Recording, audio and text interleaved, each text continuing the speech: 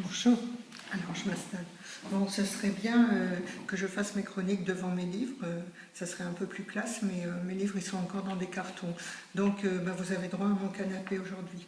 Voilà, donc j'ai lu ce livre-là, Train, de Patti Smith, qui vient de sortir.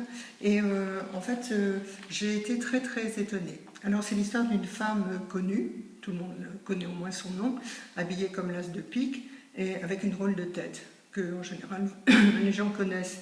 Mais en fait, elle n'a rien à voir avec l'image qu'on peut se faire d'elle, et l'image surtout que je me faisais personnellement d'elle. En fait, c'est une grande fille toute simple, avec un bonnet sur la tête. Voilà, elle a des chats et elle est fanat de séries policières à la télé.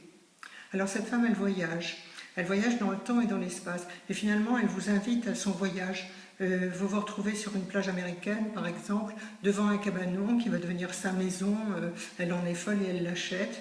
Vous vous retrouvez dans la maison bleue, la Casa Azul de Frida Kahlo et de Diego de Rivera dans la banlieue de Mexico. Alors elle s'est endormie parce qu'elle a eu un malaise, on l'a fait dormir sur le lit de Diego Rivera et on la réveille au moment où les visiteurs arrivent dans cette maison musée.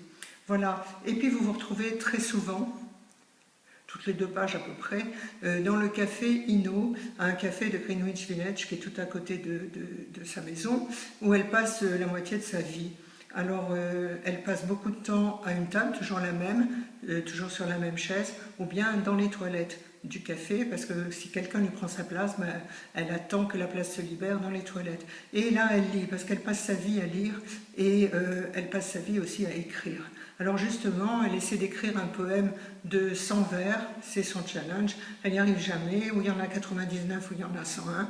En fait, la clé de tout ça, c'est que finalement, on a bien l'impression que si un jour elle arrive à finir ce poème de 100 vers, il y a quelque chose qui s'en ira d'elle, et c'est sa mélancolie. Voilà, une mélancolie à laquelle finalement elle est très attachée. Et elle a une très très jolie phrase dans le livre sur la mélancolie. Elle la décrit comme une petite planète qu'elle tient dans la main et qu'elle s'amuse à faire rouler comme ça. Et quelquefois, les bords de la petite planète s'effilochent, la mélancolie se disperse un petit peu. Voilà, de toute façon, il y a plein de très jolis passages dans ce livre. Et puis, il y a aussi le cow-boy, il y a aussi ce personnage mystérieux dont on découvre la clé à la fin du livre, une espèce de petit fantôme qui vient la visiter à la lisière entre le sommeil et la veille. Et puis, ce petit cow-boy, il a une phrase qu'il dit toujours, il dit « Il n'est pas facile d'écrire sur rien ». Justement, ce livre, c'est un livre sur des petits riens, en fait sur le temps qui passe. Voilà, avec des moments plus ou moins heureux, avec des moments où la mélancolie, justement, s'effiloche un petit peu. Puis des moments d'enthousiasme et de partage. Parce que Patti Smith, c'est quelqu'un qui est doué d'empathie, c'est quelqu'un qui aime les gens. Et par exemple, pour vous donner un exemple, elle croise un vieillard dans une rue de New York qui lui demande son argent. Alors elle regarde, elle a un billet de 20 $ et 2 billets d'1 $. Alors elle lui donne tout, le vieillard prend tout et lui rend le billet de 20 $. Voilà. Et puis elle, quand elle s'assied sur les marches devant sa maison, les jeunes qui passent, pourtant elle est encore plus vieille que moi, et les jeunes qui passent s'arrêtent pour lui dire bonjour et lui dire 2 mots. Voilà.